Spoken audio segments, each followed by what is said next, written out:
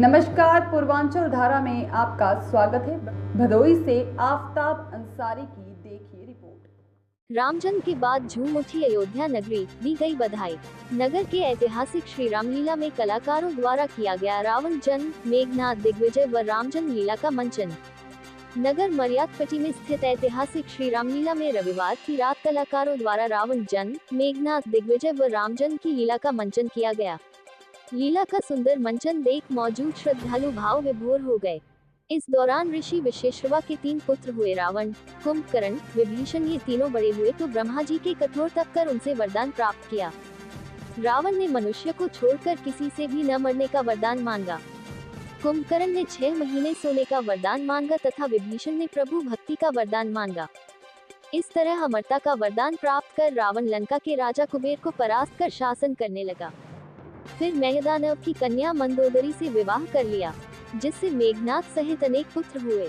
मेघनाथ बड़ा होकर रावण के कहने पर सभी देवता इंद्र, अग्निदेव, सूर्यदेव, पवन देव आदि को युद्ध में परास्त कर बंदी बनाकर अपने पिता रावण के पास ले आया, जहां रावण उन सभी देवताओं को अपने कारागार में डाल दिया तथा सभी से अपने कार्य करवाने लगा। रावण अत्याचार करने लगा। रावण के अत्याचार से पृथ्वी दुखित होकर ब्रह्मा जी के पास पहुंची। तब ब्रह्मा जी ने बताया कि पृथ्वी पर भगवान का अवतार होने वाला है। अयोध्या के राजा दशरथ की तीनों रानियां कौशल्या, कैकेयी तथा सुमित्रा के कोई पुत्र नहीं हुए। उम्र निकलती जा रही थी। राजा बड़ा दुखित हुआ। मंत्री सुमंत के कहने पर राधा दशरथ अपने गुरु वशिष्ठ से अपने मन की बात कही। वशिष्ठ के कहने पर श्रृंगी ऋषि को बुलवाकर पुत्रेष्ठ यज्ञ करवाया और यज्ञ करने पर अग्निदेव प्रकट होकर राजा दशरथ को खीर पायस का कटोरा दिया। तब राजा दशरथ अपने तीनों रानियां को खाने के लिए दे दिया। कुछ दिनों के पश्चात तीनों रानियां ने पुत्रों को जन्म दिया। कौशल्या को एक पुत्र, कैकेयी को एक पुत्र तथा सुमित्रा के 2 पुत्र हुए। उन सभी का वशिष्ठ जी ने नामकरण करवाया। कौशल्या के पुत्र राम तथा कैकेयी के पुत्र भरत तथा सुमित्रा के पुत्र का नाम लक्ष्मण और शत्रुघ्न रखा गया। चारों पुत्रों के जन्म पर अयोध्या झूम उठी, बधाइयां बजने लगी। राजा अति प्रसन्न हुए। इस अवसर पर पतंजलि योग कक्षा की ओर से रामलीला प्रेमियों को सिथौरा तथा फल वितरित किया गया और सोहर गाए गए। इस मौके पर राजेश जायसवाल, विनीत बरनवाल, सुभाष चंद्र मौर्य, जगदीश जायसवाल, मनीष जायसवाल व धर्मराज गुप्ता आदि लोग प्रमुख रूप से मौजूद रहे। जो राजा अपने कर्तव्यों का निर्वहन नहीं करता है, वो राजा नहीं बल्कि पशु होता है। जी महाराज, आज हम तुम्हें मनुष्य के जीवन के प्रमुख चतुर्थ भावों को सुनाएंगे, चतुर्थ सुखों के बारे में बतलाएंगे। कहीं भाव देकर सुनो। किसी प्रकार का हमें कोई कष्ट नहीं है, ये हमारे लिए पहला सुख है। और दूसरा सुख होता है घर में धन, माया। सुंदर खाद्य पदार्थ, भोजन सामग्री खाना चाहते हैं, भोजन करना चाहते हैं तो हमें धन की आवश्यकता पड़ेगी। यहाँ तक अगर कोई हम धार्मिक अनुष्ठान भी करवाते हैं तो भी हमें धन की आवश्यकता पड़ेगी। बिना धन के कोई कार्य संभव नहीं है। इसलिए दूसरा सुख और चौथा सुख होता है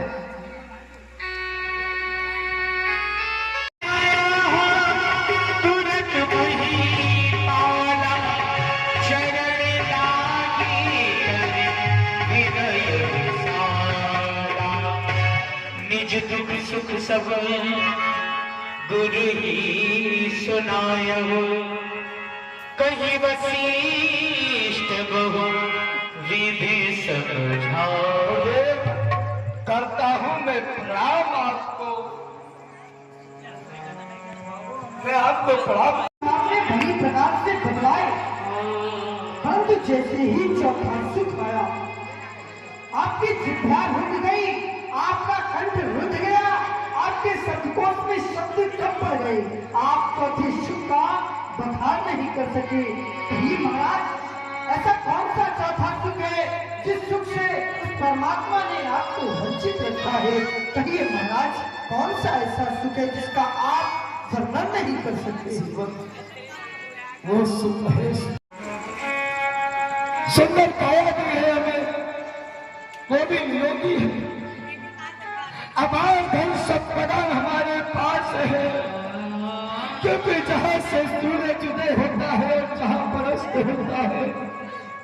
ये सारा विश्व साम्राज्य सूर्यवंशी क्षत्रियों का है। सब्सक्राइब कीजिए हमारे चैनल को और बेल आइकॉन को दबाइए हमारी लेटेस्ट वीडियो सबसे पहले देखने के लिए।